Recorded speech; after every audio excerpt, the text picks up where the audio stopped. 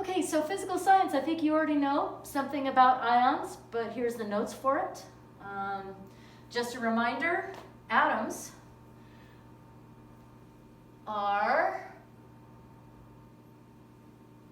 the basic particles that contain protons, neutrons, and electrons, all right? And if an atom has the same number of protons and electrons, that atom is neutral. It doesn't have a charge.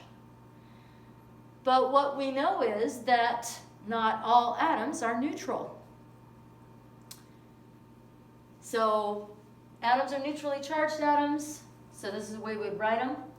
Ions are charged atoms. Here's my question for you. How do we get a charged atom? Well, since the only subatomic particles that we deal with that have a charge are protons and electrons, we're going to have to mess with the numbers of those.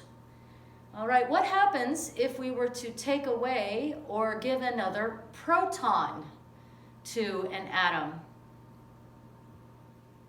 If you said that will change the type of atom that you have, that will change the element that you have, you are correct. Remember that the number of protons in atoms determines what kind of atom, what kind of element you're dealing with.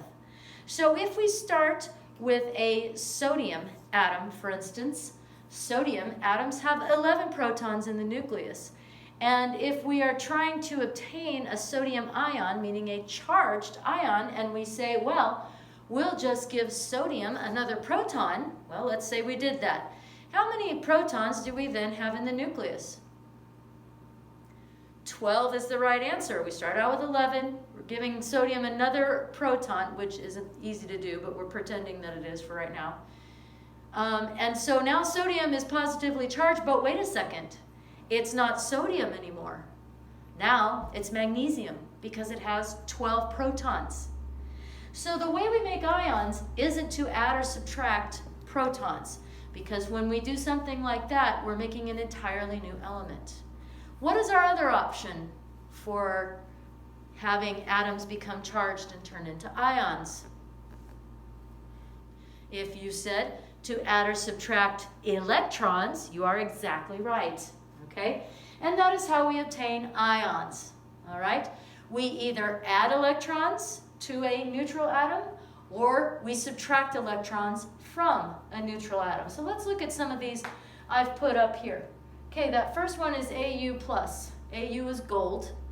It has a positive charge. What do you think? Have I added or subtracted an electron? If you said subtracted electron, you are exactly right, because we are subtracting a negative charge from a neutral atom. We are getting a positive 1, charged gold atom, all right? So silver, that Ag, silver, is the same thing. We have subtracted an electron to give it a positive charge, positive 1 charge. Potassium is another one that is an ion. Potassium is K. It is an ion that's created by subtracting an electron. Now what's happened here with chlorine? Chlorine has a negative charge. What's happened there? If you said you've added an electron to chlorine, you are correct. That's what's happened to chlorine. And likewise, fluorine. Fluorine has had an electron added.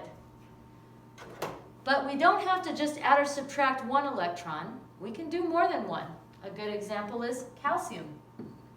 Calcium, as written like this, is a neutral atom. It doesn't have a charge.